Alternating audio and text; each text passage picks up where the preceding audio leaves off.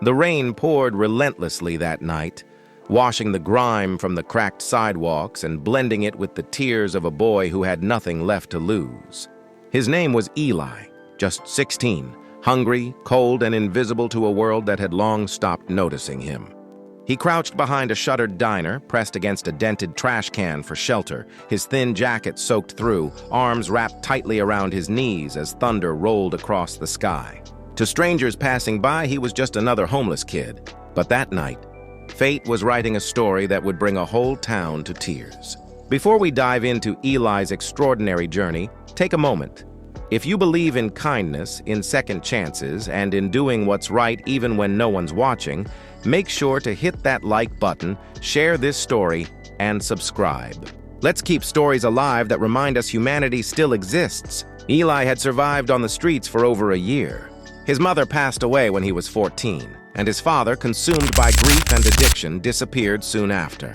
From then on, Eli was on his own, scavenging through dumpsters, taking odd jobs, sleeping wherever he could. Every day blurred into the same endless rhythm of hunger, cold, and fear.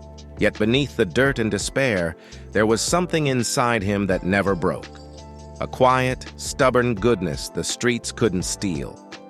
That stormy evening, while searching for scraps behind the diner, Eli's attention was drawn to shouting from a nearby alley. A group of men stood outside a bar, angry voices cutting through the rain. At the center was a large man in a leather jacket, surrounded by 3 younger guys, rough-looking, drunk, and itching for a fight. The big man's jacket bore the words "Hell's Angels" stitched across the back.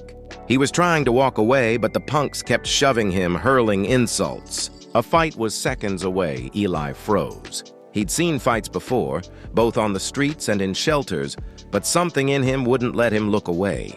The biker looked exhausted, trapped, bleeding slightly from his lip. One of the thugs grabbed a metal pipe, raised it high, ready to strike. Without thinking, Eli sprinted forward.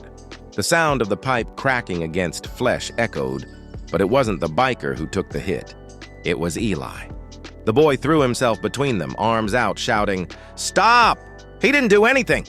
The punks turned on him immediately, cursing, kicking, knocking him to the ground. The biker tried to pull them off, but there were too many. Eli curled into a ball as fists and boots slammed into him. It wasn't until distant sirens wailed that the attackers scattered into the night.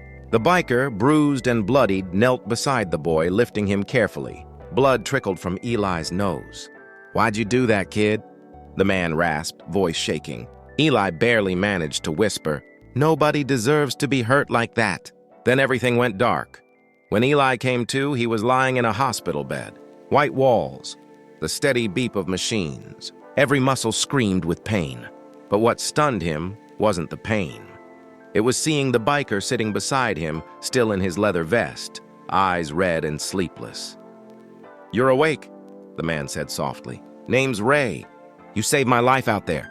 Over the next few days, Ray stayed by his side, learning bit by bit about Eli's past. The streets, the loneliness, the endless hunger. The biker's hardened heart, scarred by years of violence and regret, began to soften. He saw something in Eli that reminded him of himself, the kid he used to be before the world turned cruel. When Eli was discharged, Ray refused to let him go back to sleeping in alleys. He took him home. A small, rundown garage on the edge of town, filled with motorcycles, tools, and a kind of peace Eli hadn't felt in years. Life there was different. For the first time, he had a bed, warm food, and someone who actually cared how his day went. Eli helped out in the garage, learning to clean parts, fix engines, and change oil. There was something almost fatherly in the way Ray showed him how to use a wrench, gruff voice hiding the affection growing between them. But news travels fast in small towns. Soon people were whispering about the biker and the homeless boy. One morning, a local reporter showed up asking about the street kid who saved a Hell's Angel. Ray didn't want attention, but word spread anyway. Within days, local news picked it up, and social media flooded with pictures of the small boy standing beside the burly biker. Suddenly, everyone knew about Eli, the kid who took a beating to save a stranger. Not everyone, though, was kind. Some said it was a publicity stunt. Others sneered that a street kid didn't deserve sympathy. Eli heard every word. On his walks home from school, yes, Ray had enrolled him back into classes, he felt the stares, the whispers. He couldn't understand why people hated what they didn't know. Ray told him one thing that stuck. Let them talk, kid. What matters is who you are when no one's watching. A few weeks later, something unexpected happened. One evening, Ray got a phone call. He didn't say much, just nodded, then told Eli to grab his jacket. "We're going for a ride." They drove out past the edge of town to a wide, open field. As they rounded the bend, Eli's eyes widened in disbelief. Hundreds, no, thousands, of motorcycles filled the horizon. Engines rumbled like thunder. Men and women in leather vests stood waiting, the same emblem stitched on every back: Hell's Angels. Ray placed a hand on Eli's shoulder. "Word got around," he said quietly. "About what you did for me, they all came." When Eli stepped out of the truck, silence swept across the field. One by one, the bikers removed their helmets, nodding in respect. The chapter leader stepped forward, voice deep and steady. "This kid," he said, pointing at Eli, "did what most grown men wouldn't. He risked himself for one of us. That kind of heart deserves to be honored." Then, something happened that no one there would ever forget. Every biker started their engine at once. The roar shook the earth. They formed a massive circle around Eli and Ray, the engine's thunder rolling like a heartbeat. The leader took off his vest, a sacred symbol among them, and draped it over Eli's shoulders. "From now on," he said, "your family." Tears streamed down Eli's face. For a boy who'd had no one, who had been invisible his whole life, to suddenly be embraced by 1,000 people who saw him, who valued his courage, was more than he could bear. The crowd that had gathered stood silent. Many wept openly. The roar of engines echoed through the town and far beyond, a sound of unity, of hope.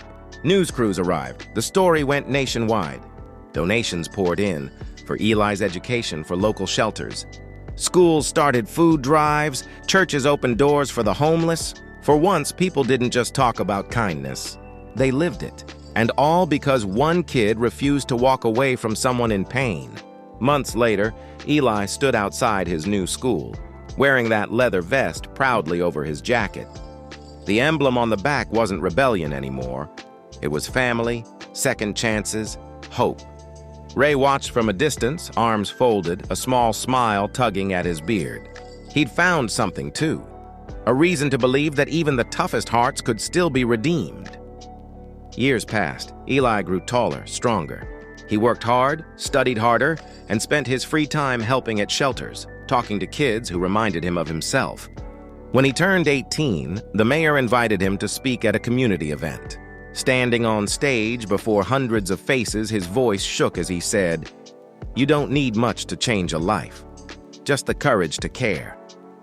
That night, he and Ray rode side by side down the open highway, wind whipping through their hair, stars scattered above. Eli felt something he hadn't known since childhood: peace. He wasn't a lost kid anymore. He belonged. The world could be cruel, yes, but it could also be breathtakingly beautiful if you looked close enough. If this story moved you, please take a second to like this video, share it with someone who still believes in hope, and subscribe to the channel. Your support helps bring more true emotional stories like this one to life. Stories that prove kindness still exists. And before we end, tell us in the comments, what's one act of kindness you've witnessed that restored your faith in humanity? Your words might inspire someone today. As the engines of 1,000 bikes thundered through the night, people stepped out of their homes to watch. Old men removed their hats. Mothers hugged their children. And somewhere among the glowing headlights and leather jackets, a once-forgotten boy smiled through tears. Because he finally belonged. Because he had proven that even the smallest act of courage could light up the darkest corners of the world. And in that little town, forever changed by one boy's heart, the sound of roaring engines became the sound of hope itself.